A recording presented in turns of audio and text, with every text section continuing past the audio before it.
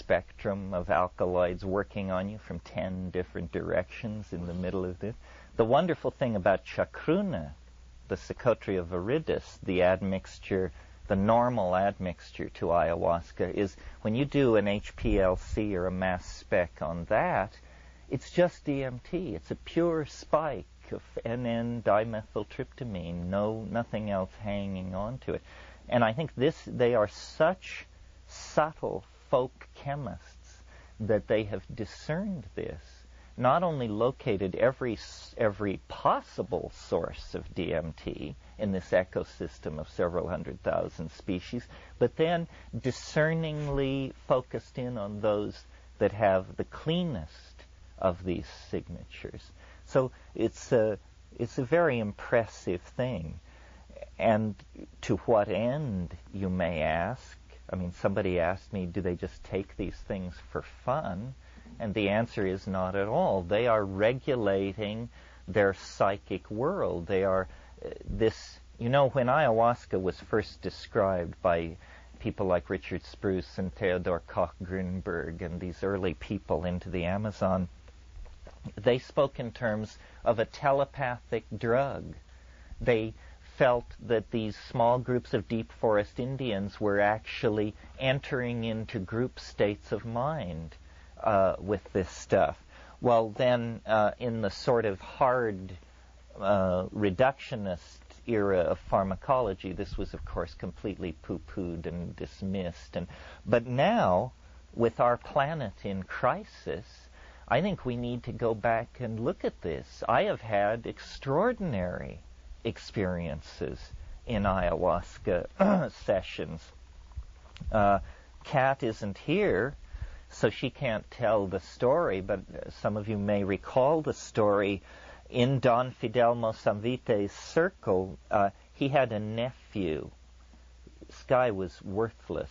He was a small-time weed dealer, part-time pimp, mostly ne'er-do-well, but because he was the sobrino, the shaman's nephew, he couldn't just be tossed out.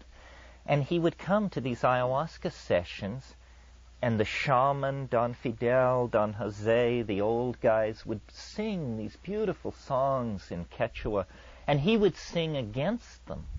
He would sing while they were singing. He would sing a different song.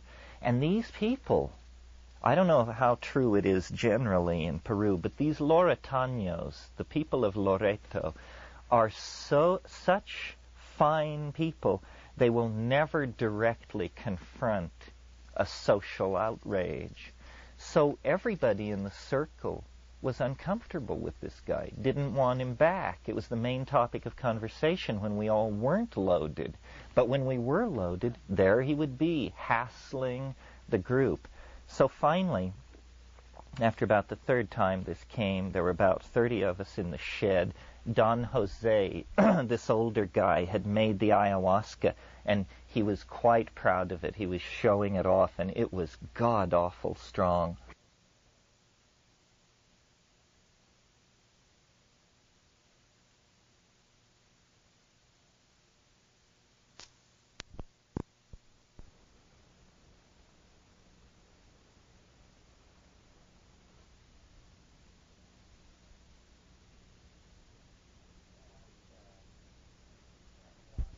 And Don Jose, the sobrino, was sitting across from me, and as these waves of hallucination would come, I would see him, and he would turn into like a monkey, a howler monkey, or a monkey with a dog's face, and just these weird animal transformations, and everybody else was staying the same. Well, Kat, who is a little less mealy-mouthed than I am, finally had all she was going to take of this guy.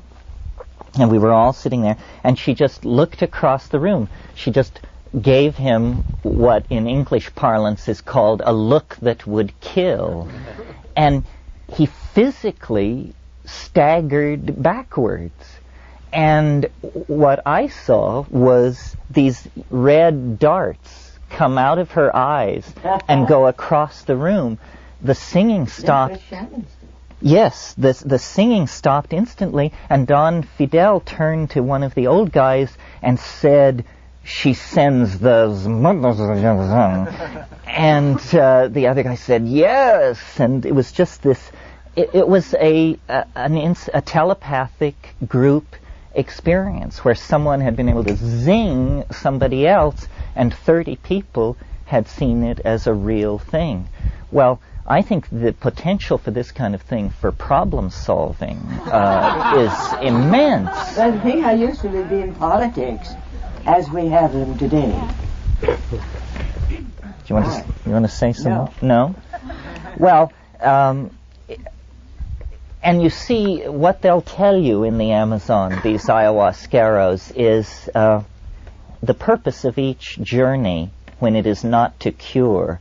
And the shaman I spent the most time with, he did public curing sessions on Saturday nights, and everyone was welcome.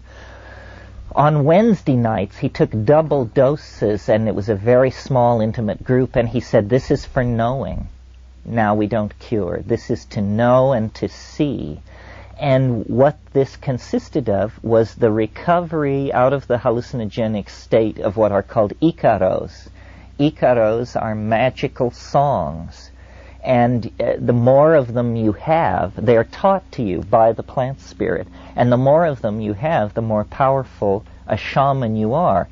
Well, these icaros, when you listen to recordings of them, they're quite beautiful, quite extraordinary. But when you're with the people, it's made very clear that an icaro is not something you listen to. An icaro is something you look at. You look at it. It is to be seen, even though it is made out of sound. As a composition, as a work of art, it is offered more in the vein of a painting than a song or a poem. What is happening is that in this group state of mind, the intentionality of the singer is beheld as a three-dimensional modality of light and of color. Well, this is like an ontological transformation of language itself. Language, you see, we have eyes, ears, and tactile sensory receptors. They break the world of incoming perception, the electromagnetic radiation and the acoustical waveforms falling on our bodies are canalized by the senses into these narrow streams of input, the visual input, the audio input, the tactile input. In the ayahuasca state, a synesthesia comes into being. Well, synesthesia in our context is a rare medical word, but if you know anything about Romanticism and the literary movements of the 19th century, the pursuit of synesthesia is what drove the French symbolists and the Romantics. They saw this melding of the senses as a higher, a transformation of the ontos of art, and I believe it so to be. I think that what history is for is to give us a technology that will allow us to share our hallucinations.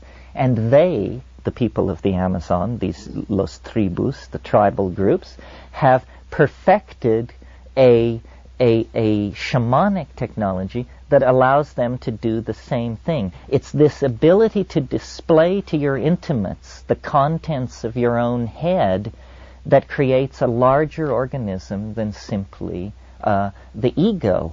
And there are so many problems here with translating these concepts from language to language. The shamans of the Amazon may not even grok fully that it is this collective state of mind that is so empowering to them and that we don't have. How do you know what it's like to be inside the clothing of another culture? Well, you don't know. But the modality, the benchmark that the pharmacological fact of the chemistry of consciousness gives you allows you to work out from a given a kind of map of what must be going on. That's why the shaman's remark that it's so hard to take ukuhe was interesting. It meant that, he was making a statement about the human condition. He was saying it's hard for